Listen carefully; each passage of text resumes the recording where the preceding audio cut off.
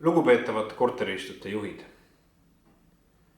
tahan teid tänasel nõupäeval tervitada ja öelda suur tänu selle töö eest, mida te teete andunult selleks, et Eesti inimestel oleks oma kodu, et neil oleks oma kodus hea ja turvaline elada. Ma vabandan, et ma isiklikult ei saa täna teie keskel viibida. Kahjuks on Riigikohtus täna kohtuistung, kus arutatakse haldusreformi põhiseaduslikkust. 1. jaanuaril 2018 jõustub uus korteriühistute seadus. See seadus mõjutab vahetult kõiki neid inimesi, kes elavad korterites. Seetõttu on äärmiselt oluline, et inimesed oleksid piisava etteteatamisajaga teavitatud selle seaduse tagajärgedest, neil oleks selgus, mis hakkab juhtuma ja millal hakkab juhtuma. Mul on hea meel, et koostöös korteriühistute liidu juhtidega oleme me paika pannud ka põhimõtted, kuidas see teavitamine, avalikkuse informeerimine ja ennekõike just teile abiks ja nõuks olemine hakkab juhtuma lähemate kuude, lähema aasta jooksul. Nõnda, et võimalikud riskid, võimalik õiguslik segadus ja teadmatus maha võtta. Avanenud on selle Euroopa Liidu finantsperspektiivi vahendid, millest ligi 100 miljonit eurot peaks minema ka meie korterelamufondi energia tõhusamaks muutmiseks. Sellest energia tõhusamaks muutmisest võidavad ennekõike korteriomanikud, kelle küttearved on väiksemad. Ma julgustan teid neid vahendeid kasutama, ma julgustan teid ka esitama oma ettepanekuid kogu liidu oma ühistute nimel, kuidas seda meedet ja neid tingimusi ka võimalik tulevikus muuta paindlikumalt, selleks, et need vahendid ei jääks kasutamata. Väga tõsine teema on probleem, mis on esile kerkinud ennekõike Ida-Virumaalt, aga ka mitmes teises kohas on küsimus, kuidas leida lahendus. Sellele, et tegemist on kortermajaga, osad inimesed on heausksed korteriomanikud, kes maksavad oma maksud, kes täidavad oma kohustusi, kuid samas osa maja korteriomanikke neid kohustusi ei täida või on sootuks silmapiirid kadunud.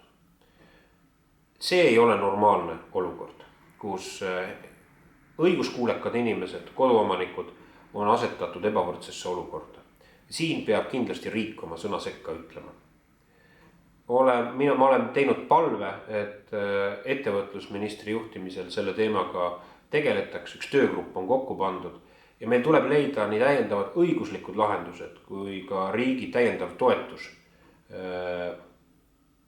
selleks, et see jama lahendada. Et ei oleks olukorda, kus inimesed istuvad külmas, aga samas oma arved on nad tasunud, nad ei ole mitte midagi valesti teinud. Väga tõsine teema on meie üüriõigus. Need põhimõtted, kuidas kaitsta korralikke korteriomanikke niinimetatud puuküürnike eest. Siin on minu seisukoht ühene.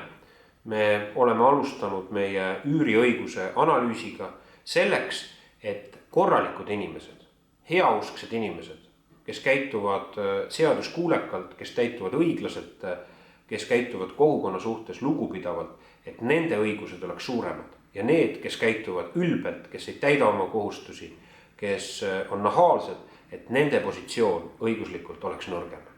Ja ma loodan kindlasti ka korteriühistute liidu esindajate ettepanekuid selle seaduse muutmiseks. Väga tõsine teema on seotud sellega, milliseks kujuneb koduomanike maksukoormus tulevikus. Juba on õhku paisatud jälle ideed, et avalikke ülesandeid saaks täiendavalt täita läbi kinnisvara maksustamise, sealhulgas ka kodude maksustamise. Ma pean seda ohtlikuks ja vääraks suunaks.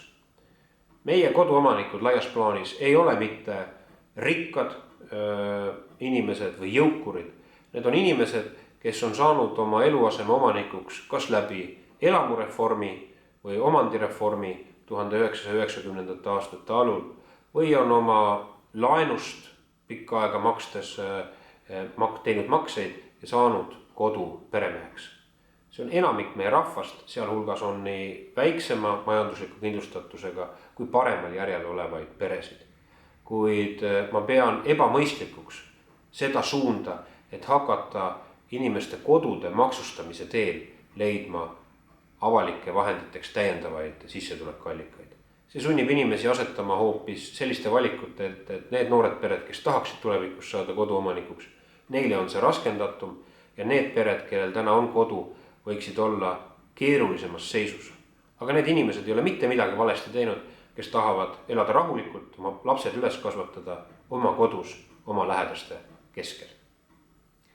Ja ma tahangi öelda teile suur tänu selle töö eest, mida te teete selleks, et inimesed saaksid elada oma kodus, oma sõprade keskel, et oleks selged reeglid paigas.